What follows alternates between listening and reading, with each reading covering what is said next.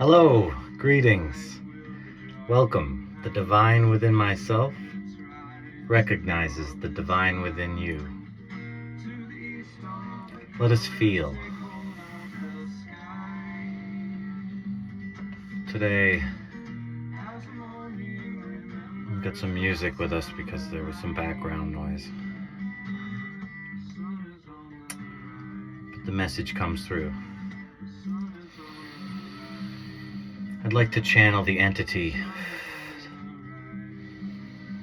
unaffected by others' beliefs, straight from the source. The entity named Lucifer, the light bringer.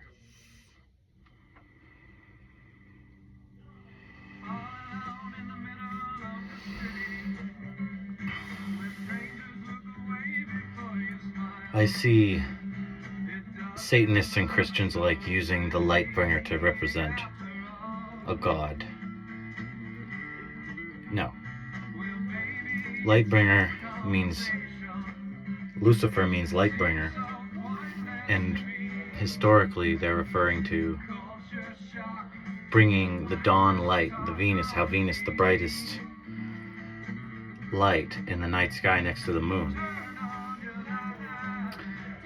And thence it becomes the greatest angel, right? The greatest heavenly light under the moon, under the goddess, right? So let's tune into that light together. And it seems, coming from the context of the Greek and the Latin that wrote down these words of Lucifer, it comes from this idea of a feminine energy that is beauty incarnate. So when we think of a hideous devil figure, right? That's not Lucifer. Lucifer's the beautiful angelic bringer of love, right? Now any planet could have a shadow aspect. So maybe the shadow aspect of Lucifer is a problem, and maybe that's why this mythology has proliferated. And what is that shadow, right? Because what is Lucifer, first of all? What is the light that she's bearing, right? What is that light in the sky that we call Lucifer, that we call Venus, that we call love, beauty, and pleasure, procreation, sexual energy, Kundalini, the goddess. And there we have our snake. The Kundalini is the snake, the coiled snake of energy at the base of our spine, right? The Leviathan that is dangerous, right? Dangerous because it's so powerful, right? And we know so little about it. And we do so many things that are harmful to our Kundalini, because if I can get people, all the people around me, to deny themselves their inherent Kundalini power, then I become like Superman and everybody else is a regular man. And that's kind of the dream that people have set up for themselves in the past. But in this present, there is no Superman, because Kundalini has abandoned the controllers.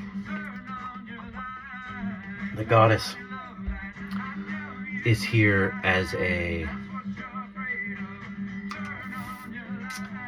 ever-present, as the vibrations increase and intensify, as the age of Aquarius is upon us, then everything hiding in the shadows gets shaken out, gets brought to the light. And that's essentially what the Luciferian energy is, the real stuff. Like when they take the swastika and they say, oh, that's the hooked cross of the Germans.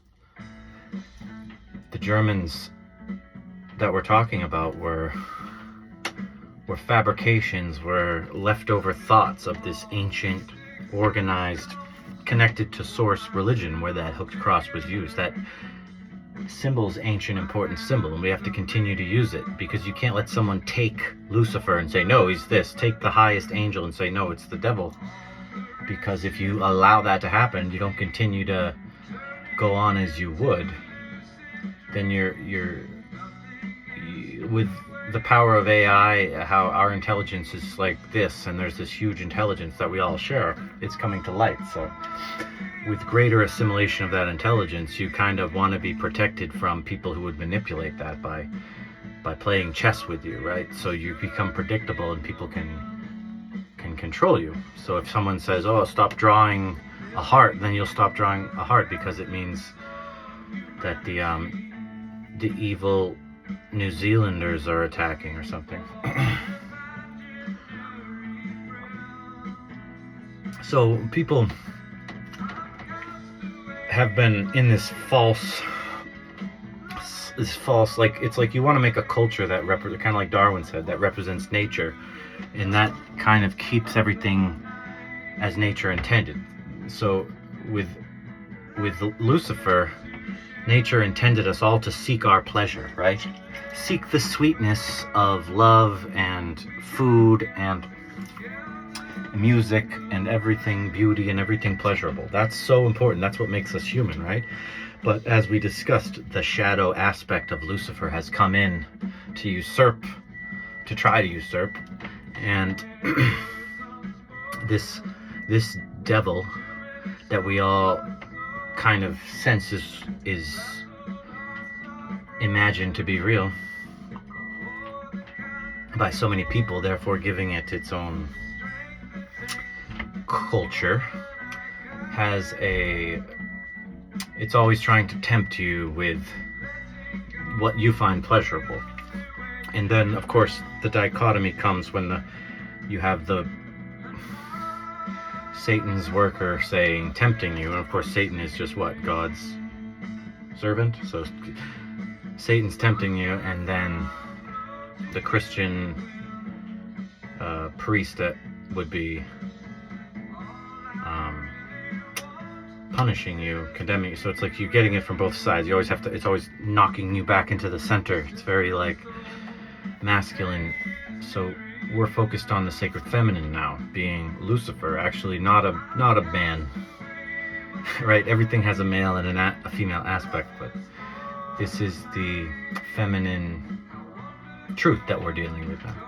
We're dealing with Lucifer as this Venusian energy that you can feel it like celebration to be alive, like the true joy of life, where you can feel every inch of your body, every cell of your skin's coming alive. That's how the Kundalini feels. Everything's pleasure, right?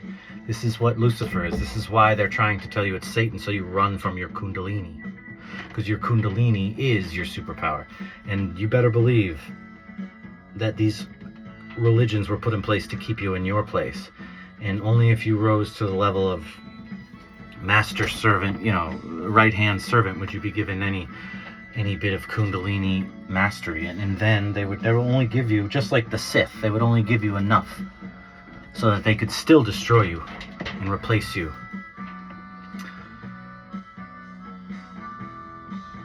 So it's almost like you study the light, and then the shadow of that light, whatever that light is, whatever that thing is that is not pure light, it is a thing, but it aspires to the Luciferian ideal of pleasure and procreation and so forth, which I think it's fair to say that since the time of the Greeks we have procreated and had many pleasures on this realm. So now we have an opportunity, right, to come back in to this with the wisdom of Athena, and all the adventures, right? And you hold on to this, where this light keeps your memories lit, that Lucifer brings.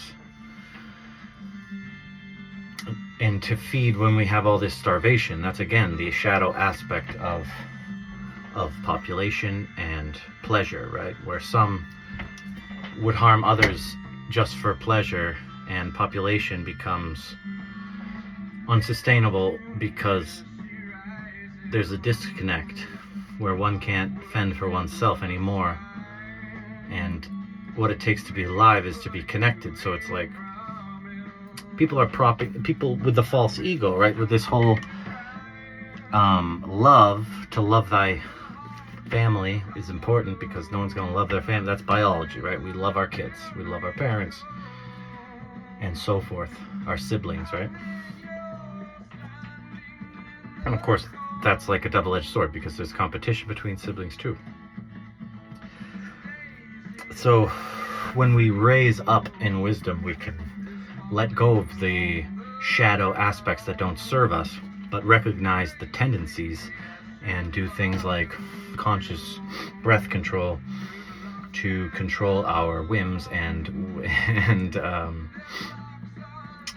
to focus our will on the most true aspect of ourselves that can be brought into this world at this time, to be very present in the moment. I think that's when I'm channeling Venus, the light bearer.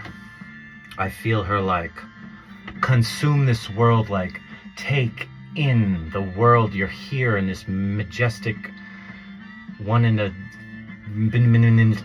trillion chance that you're here now to be able to take in this much pleasure and this much love and this much happiness, that you can just let it flow out of your face and, smile and just let the nature energy in. Like, that is so important, right? With the major constraint I would put on that is be true, be authentic, and do it. Don't act like you're doing it. Don't videotape yourself doing it, because you're doing it for yourself, not for someone else. Like, someone might see you, that's going to happen naturally, but as long as you're stepping out of the moment, you're not in that light. You got to be in that light now. And the best way to do that is to just feel, that's what Kundalini is. Breathe and just allow. It's going to flow. It's been held down unnaturally, but all it wants to do is flow through you, come out and in, right? You're going to learn techniques, but just letting your body rest and letting energy flow is really the constant Kundalini practice. Because if you're not here feeling it now, then you're dead and gone. You have to be here now, feeling it now. What does this feel like? What does this feel like? Feel your skin. Now feel inside, feel your heart. Now feel your chakras, right? This is how we step into the Luciferian energy. And you might be amazed at how lyrics spill out of you, or healing energy spills out of you to bless another when you're in this state of mind, of Kundalini mind. And I'm telling you now, it's going to happen. So be in awe and be in wonder, but don't be surprised, and don't let it take you out of the moment. Just stay in that moment, stay in the pleasure, and breathe, right? And when you come out, just be grateful. Don't try to get back. Just be in it. Just be in it. Just breathe. Just let it happen. You're not striving, because the energy's already coming up. And if you're not ready for it, it's not going to come up. If you force it up, it can destroy you.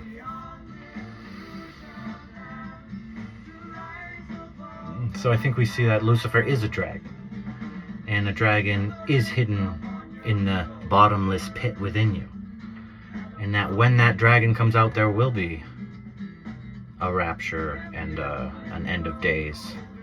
And then there'll be a time where we can be ruled by our true rulership within ourselves and not be swayed by falsities.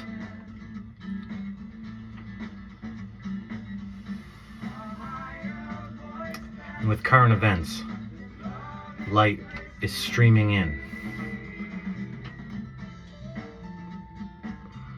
Resonance is healing our bodies. People are shedding their skins and stepping into the new world, where we are immortal in body and mind, where we only deal with immortal thoughts, that lasts forever. We don't deal with falsities. That light shines to the ends of the earth and beyond, so that all is clear, all is just, all is free, all is love, and all is nature. So mote it be.